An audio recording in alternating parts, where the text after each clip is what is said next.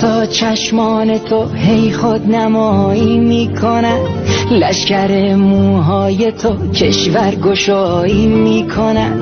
نقش زیبا بودنت را خوب ایفا میکنی، با نمایش نامت در شهر غوغا میکنی. من به زیر پای تو هی فرش قرمز میکشم، روی شنهای دلم یک بی تو هرگز میکشم.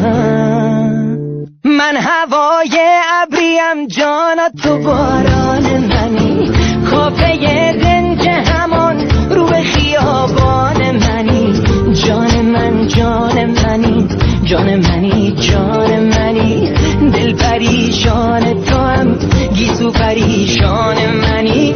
من هوای ابریم جانا تو باران منی، کافه دنج همان رو به خیابان منی. جان من جان منی، جان منی جان منی، دل پریشان تو هم گیسو پریشان منی.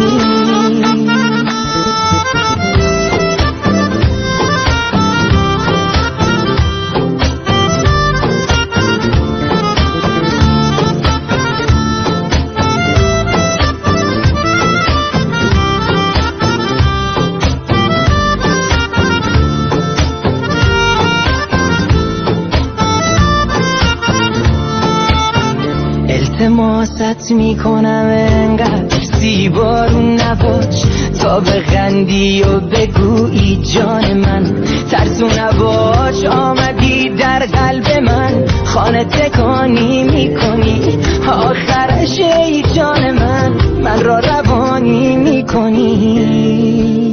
من هوای ابریم جانا تو باران منی، کافه دنج همان رو به خیابان منی.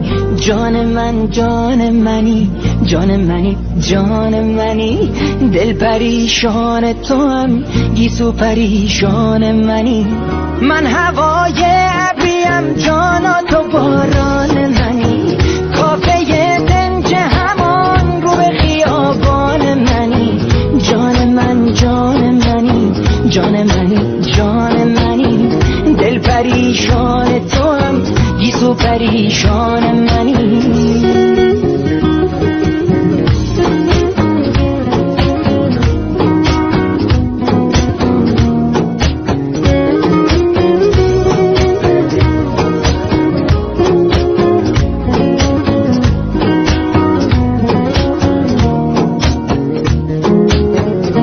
فاضل دریس،